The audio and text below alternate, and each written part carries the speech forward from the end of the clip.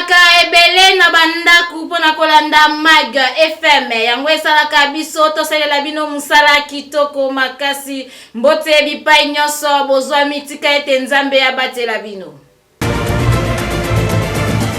Tofungola Mag FM pona koyebisa bino ke kamera ya Mag FM ekitaki na terrain pona kotuna bakinoa soki bayebi manda damene elingi kolakisa nini bolanda propos recueil oyo.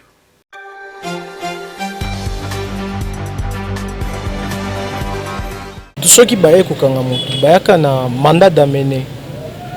Et puis il faut la signature, il y a OPJ, bon ça dépend d'abord de l'infraction et ça là. Ceux qui ont infraction en flagrance, ceux qui le domicile est connu, on vient d'abord avec une convocation. La convocation doit être remise à 3 fois. Ceux qui ont 3 fois, on répondre na appel T, donc on doit faire un mandat d'amener. Normalement, ceux qui bakangi ont un problème. Il faut les faire 3 étapes nan. La étape wana yogo leka liboso ba kuchinji la yo convocation ya liboso. Tango ba kozwa que yo répondre te batinde le convocation ya mibale. On répondre te na 3e convocation ba pesi la agent ou bien ba policier ou bien ba soldat ba koya kochina siko mandat d'amener ba isiko par force ba kangio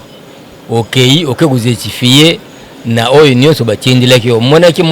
convocation le boso oyaki te pona nini convocation mi balé oyaki te pona nini tango ande sika ba kokachelo likambo sambi selo likambo yo kwela ki ya insécurité ekomi makasi na ville province ya Kinshasa. Mag FM s'intéresse ki na yango.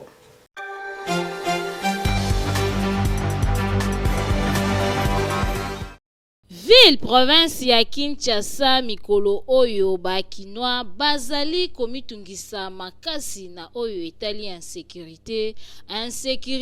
et komi vraiment makasi to nango ezoko bakaka komata lokola to ya dollar. Population bakomi na ba difficulté ya kotambola ezala na moi ezala na pokwa ba crime ezali kosalema ba enlèvement pamba population bakomi kolela bazali koyeba te esika nini bakovanda alors que ba autorité il faut baluka vraiment ko renforcer sécurité na ville province ya Kinshasa pour population bakomi kokufa mingi makambu ya mabe ba viol ba enlèvement ezo salema pamba population ezali komitu na si réellement ba autorité baza au courant na makambu oyo ezali kosalema. Population basengi vraiment na ba autorité ba renforcer sécurité ya makasi pour makambu oyo esila population bakomi kotambola na keba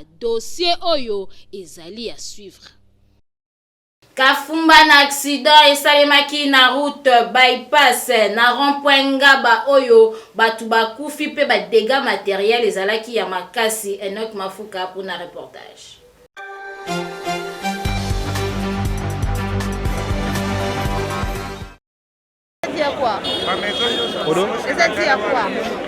Likambu ya kokamwa lelo na route bypass na rond-point Ngaba mutuka oyo tobengaka mingi bakamion citerne oyo ememaka bacarburant ebeta kano na ndenge ya kosakana te epela moto. Événement oyo esalemaki na ba 2h du matin cause ya incendie oyo eyebani te soki pezalaki excès de vitesse to pe panne technique eyebani te. Chauffeur azika na mutu aziki pe na libumu heureusement abimaki kasi oyo avandaki na ye pembeni nde lokola mutuka ebetaki tono ekwei na kanivo ye mutuka efinaki ye aziki sur place. Lokola carburant etambolaka na mupepe moto ezui ba maison commerciale nyonso o ezalaki pembeni ekei pe na mapango o ezalaki na sima ezikisi jeep ya sikezalaki wana. Selon ba information tozwaki sur place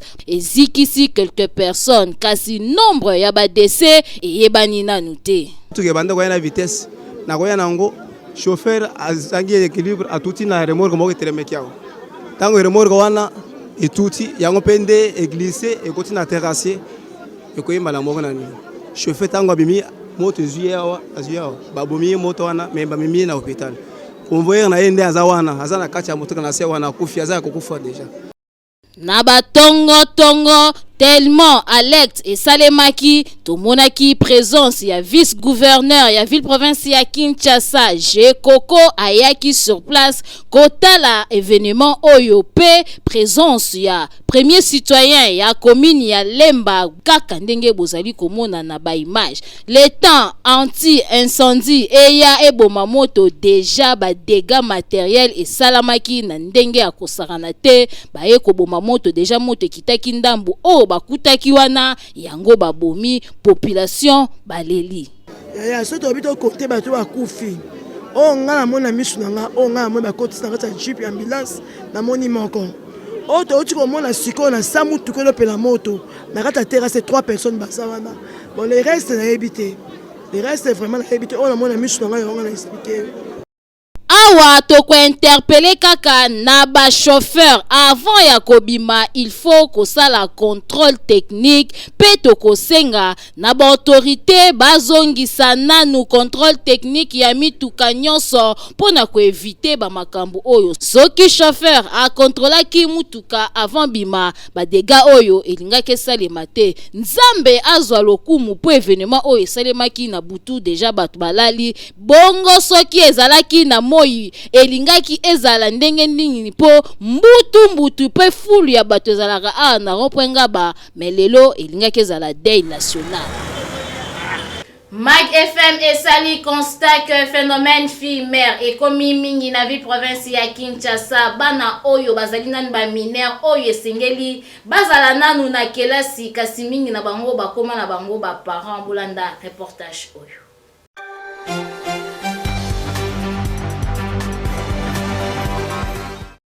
Phénomène fille-mère et komi mingi na Kinshasa capitale ya République démocratique du Congo surtout na ba commune oya mwa misika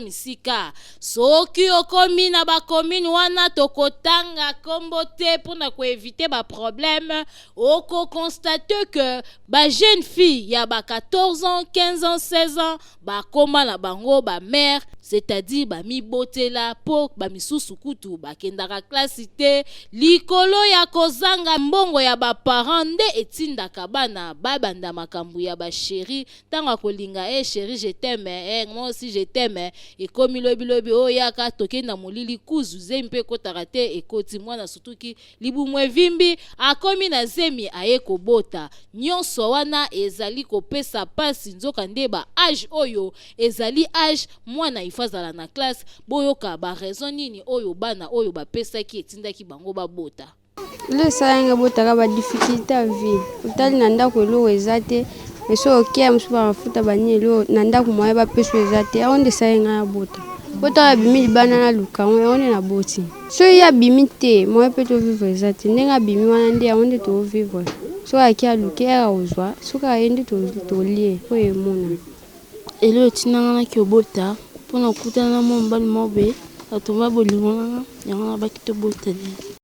boyoki ndenge bapesi ba raison misusu balobi kozanga mbongo ya ba parents pe misusu bapesi ba raison na bango moko kasi boye ezali kitoko te toko interpeller kaka na ba parents baye ba ko éduquer bana na bango kitoko ata ozali na mbongo te éducation ezali utile éduquer une femme c'est éduquer toute une nation soki mwana na oya mwasi atangi akosunga yo pe na ba oyo si baboti balongola désespoir na mtu na bango kobota ezali synonyme ya kobebisa vite kasi soki ocheka ka molende oche mayele okomona pe okoganye vie okokoma mutu oleke omilela omitika po isi okomi fille mère. Système ya bon voisinage ezalaka lisusu te epai ya bakinois oyo ekoma kopesa pasi mingi bolanda.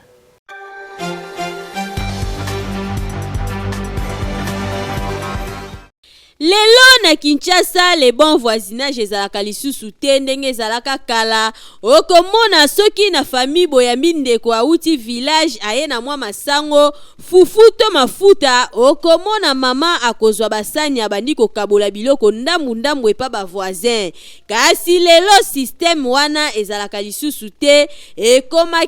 kiaku suite ya ba pasteur to ba prophète oyo na maloba na bango balobaka ke avant ya kopesa mutu eloko esengeli oyeba etat d'âme na ye to pe avant ya kolia eloko ya mutu. Kote mususu pe ba comportement ya batu okopesa mutu eloko alie soki ayoki pasi yende mutu apesaki nga nguba. Nzoka nde nyonso wana esalaka ke to perdre moko ya ba facteur na kati ya culture na biso. Po ezala na niveau ya village bauta baebi yango malamu, okomona na pokwa ba papa bakofanda esika moko, mama nyonso akoyana biloko oye alambaki, babandi kolia ensemble mwa tamba pe pembeni ambiance wapi. En tout cas bolingo ezalaki makasi, pe soki moninga azwi problème, bango nyonso bakozala touché suite ya bomoko o ezalaki korenye na kati na bango. Tango akala ndenge zaike ozi mupaya aye na ndako na yo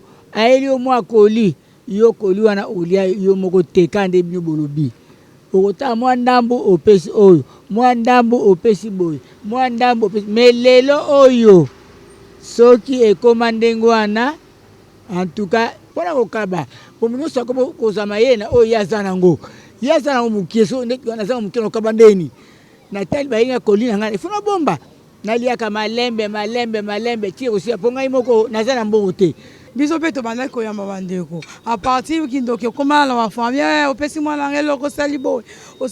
kina ko lie pasongo to koma ko boya na biso yango to koma éviter makambo na mingi ezalaka nango merci ko to koma ko banga na biso elongola pe bolingo makasi ndenge ezalaka le kinanga yebo na kepa ya na kina lia na sala boto sali ya kende boyo na beli na salibo nani akina ko lie pa ya na bango mtasali bongo po alekisa to koma obanga. Moto azangi bolingo akomona nzambe te po na Bible ebandeli pe suka bazali kaka kolakisa biso bolingo. En tout cas ekozala malamu soki tozongeli lisusu bolingo wana ndenge ezalaka na kala. Bakinois bazali konyo kwa mama kasi na ville province ya Kinshasa na o etali courant ekoma pasi makasi ekoma nango mari de nuit ya kaka na babutu tangu batu balali na moi ezalaka te. Bakinois bazali konyo kwa ma Hollande.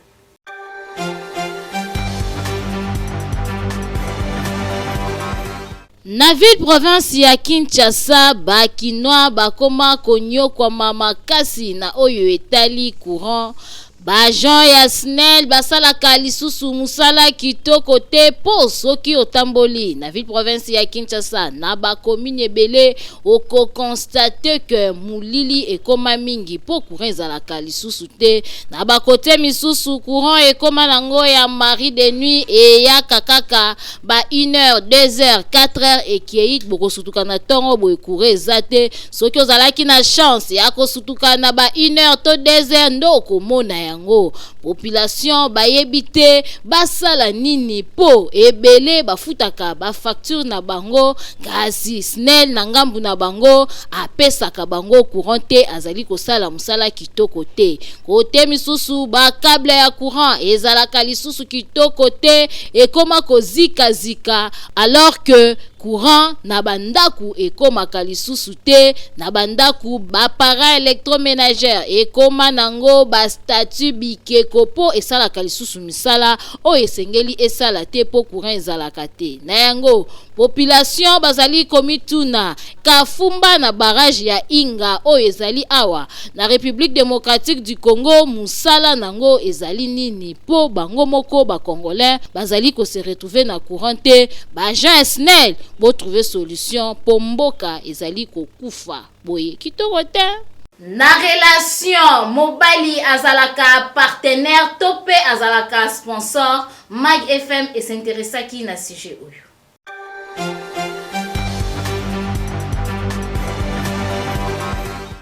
Mag FM et s'intéressaki na sujet oyo ya ba couple koluka koyeba na relation soki mobali azalaka partenaire tope azali sponsor epai ya mwasi bino moko boyoka ndenge bakinois bayebaki na kopesa bavi na oyo etali sujet oyo. Mwasi ba désir ne bandozala accompli na mobali donc aza sponsor te aza mushina tete a mosungi en cas de problème au sunga parce que za mwasi ne oza être semblable mobali aza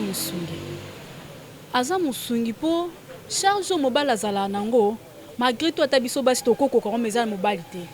nzamba pesa mobali capacité mo boye eleki ka mwasi akoza nango mais ya mobali eleka kaka po mobali amosungi moko o akolemba ngote akoza tala bana 10 ana akolemba bango te mais mwasi nakoza na bana 5 to 10 mais à chaque fois non la charge non luka mutu mo bifo mobali azala po atiata moi 1 franc po sanga bien. Et ce mobile comme na ben capacité et comme ali solo to solo là to créer moi quelque chose et comme ça moi mon qui pour sur ma famille pour to revendre bo était bana bo lieni ni ndako fo bo futa non so fo bo futa donc faut qu'on crée quelque chose moi si pas qu'on créer à sungi mobile pas comme des gens la faiblesse soit comme na ta faiblesse il faut ngape na zapeta ya osunga e biso basi ne to ama ba erreur rebelle pour to moni mobile déjà comme na baisse impolitesse et makasi ce que place wana il faut vraiment to changer. Pour te comme la défaut belé surtout sur moi ça zambongo mobile a mona na terre to moi mobile on dirait l'autre côté malgré mi bal pe bana ba défaut na bango mais balaka ka ba patron liboso na biso to aka na si to aka ba na bango. En tout cas, bosili koyoka mutu na mutu a réfléchir selon ye ya kopesa makanisi na ye kasi biso mag FM tokoloba ke na relation mwasi azali aide ya mobali pe azali aide ya mwasi pamba te soki bozali bino mibale bokosunga na bino mibale mutu nyonso koluka amona bolamu ya moninga. Sans mai mutu akobika te po mai permetaka biso tosala misala nyonso lo c'est la vie kasi na Kinshasa lo ekoma nango lo c'est la souffrance polanda élément oyo.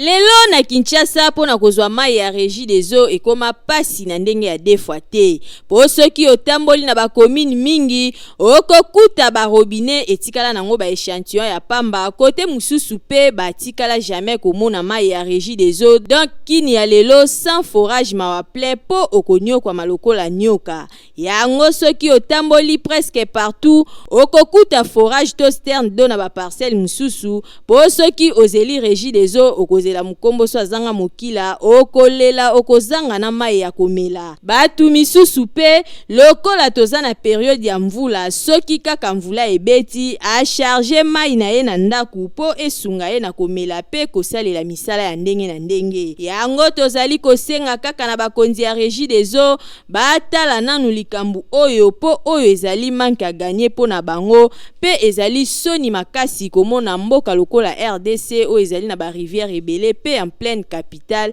kasi population bazali konyo kwa mana o etali eau potable l'eau c'est la vie ndenge balobaka okoki kozanga eloko ya kolia kasi mai te po soki olembi na nzala osokoli ata mai ya pamba okozwa courage boyoki boye tanenge sali kitoko te. Centre hospitalier Dominique Lecoeur ezali esika semoko ya kozwa soin ya malonga yo mutu ozali na bokono kimambangu na avenue Ring numéro 4 na commune ya Ngalema bakosoigner yo kitoko makasi.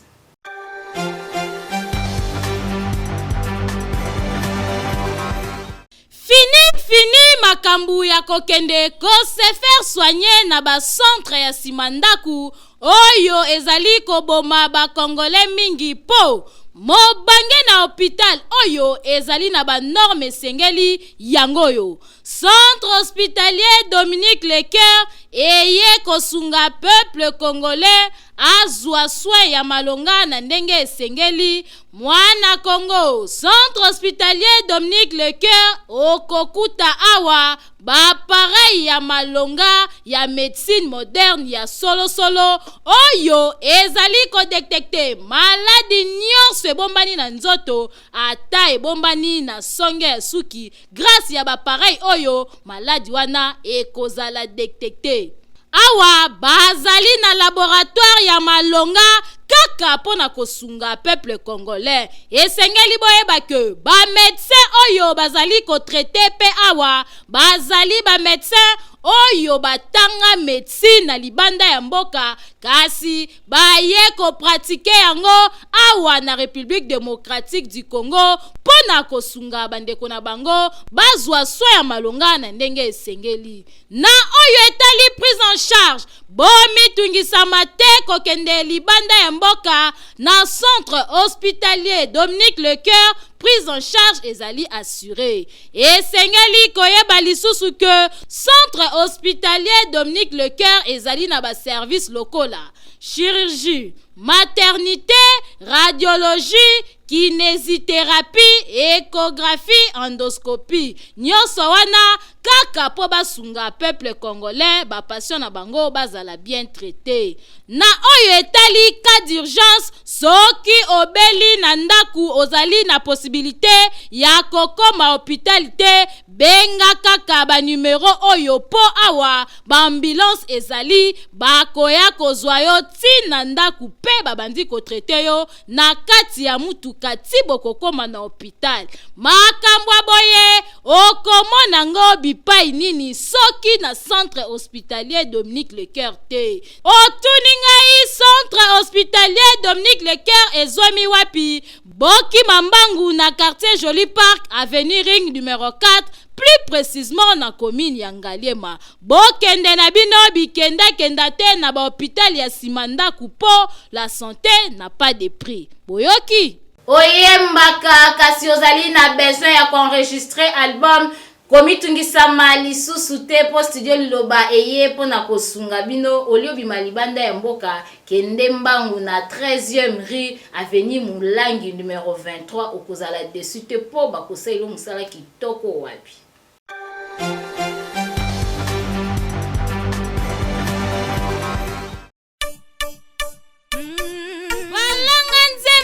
Bakolo kunga solution pona bino eye yo mutu ozali na besoin ya kobimisa album single maxi single Kimambangu na studio liloba na 14e rue po kuna okokuta biloko ya mopaki c'est-à-dire appareil ya kanda. Studio liloba ezali na qualité ya kosakana te ebongo bakita ebongo ba micro okokutango esika mosusu te kaka na studio liloba.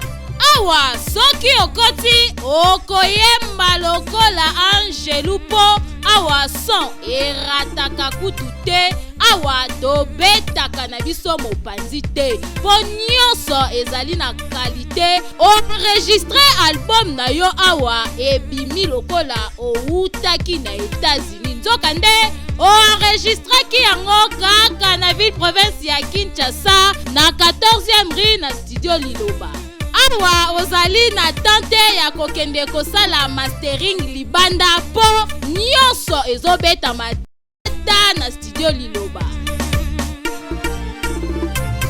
Kopanga na yo na oyo etali prix a cause ya ba appareil sophistiqué oyo ezali awa prix ezali nango abordable. Ofuti mbongo mukie kasi basaleli yo musala ya qualité. Oyoki Boki Mambangu na commune ya Limete na 14e rue industrielle numéro 23 na avenue Mulangi oza mobimba akei ezali na ndenge elongo bani. Oyoki boyebele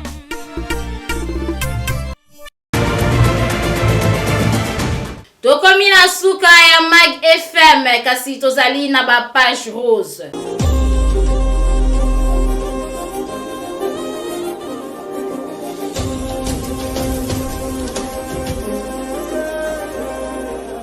Joyeux anniversaire na Senghor Ngina Mau oyo azali secrétaire ya église Peniel Maranatha les métis noirs balobi lelo ekoyinda makasi popoche ya papa ezali mulai mbotama elamu les métis noirs Senghor Ngina Mau. Pelisusu joyeux anniversaire na Golf Kinzola oyo azali président oyo ya dégâts matériels babengaka ye dégâts matériels mbotama elamu Golf Kinzola.